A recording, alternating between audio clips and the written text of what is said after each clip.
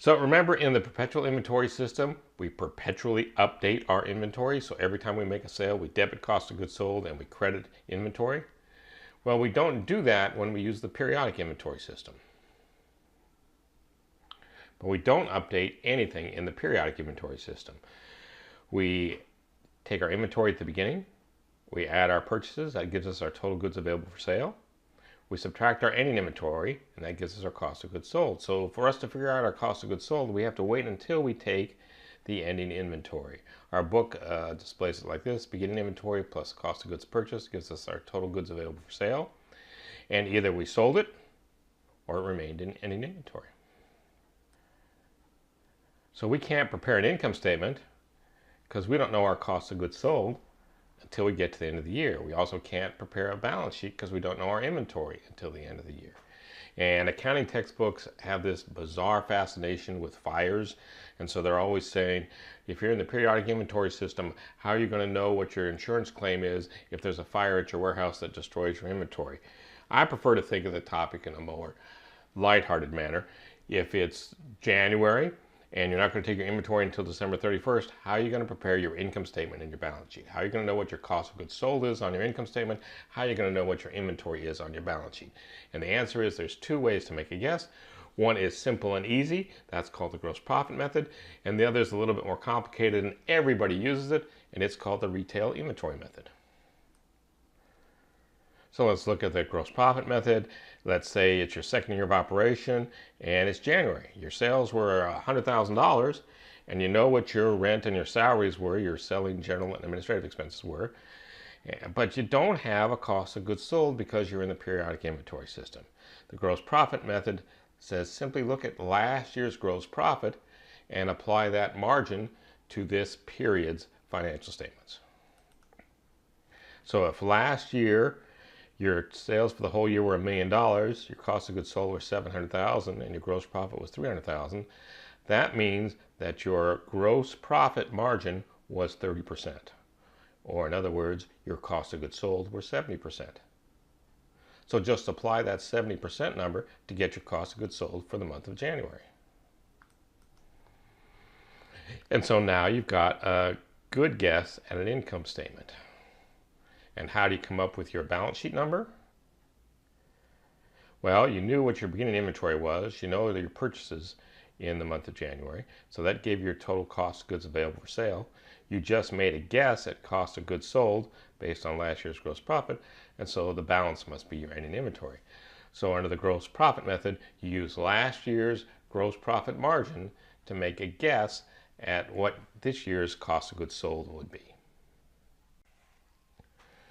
A more accurate way to do it is called the retail inventory method, and people like Home Depot, Walmart, Safeway, Albertsons, they all use this method. So we're not looking at last year's gross profit margin, we're going to look at this year's gross profit margin. Well, how do we know what this year's gross profit margin is? We do a little extra record keeping. In addition to keeping track of what we pay for our stuff, our wholesale cost, we keep track of our planned retail sales prices. So let's walk through a simple example. The stuff in our beginning inventory we paid $14,000 for, but we plan to sell for $21,500. The stuff we bought this year we paid $61,000 for, and we plan to sell for $78,500.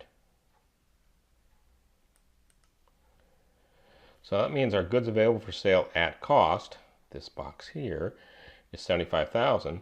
At retail prices, it's $100,000. Then if we know that our sales are $70,000, so even in the periodic inventory system we keep track of our sales, that means our ending inventory must be $30,000. That's this number out here, except this number is now expressed at retail prices.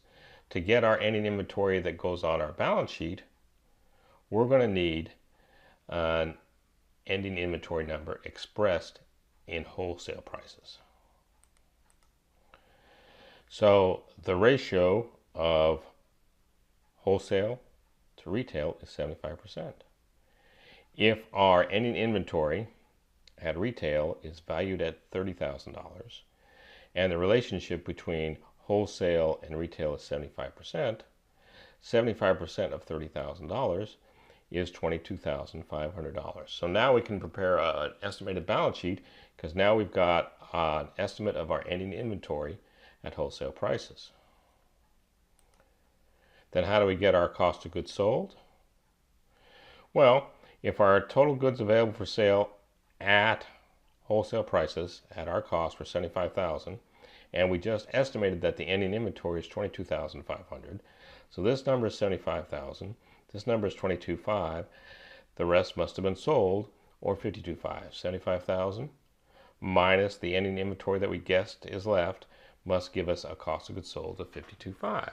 And this method is a little bit better than the gross profit method because we're not looking at last year's gross profit. We take into account that we might have a different gross profit margin predicted for this year than we did for last year.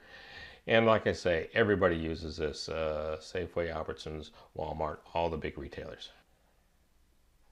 So in summary, if we're in the periodic inventory system, we don't really officially know our ending inventory, so we can't prepare a balance sheet until the end of the year. We don't know our cost of goods sold until the end of the year, so we can't prepare an income statement. So we have to make guesses in the meantime. And the two basic ways to do that are the gross profit method, which looks at last year's gross profit, and the retail inventory method, which effectively looks at this year's predicted gross profit to make a good guess at cost of goods sold for the income statement and a good guess at inventory for the balance sheet.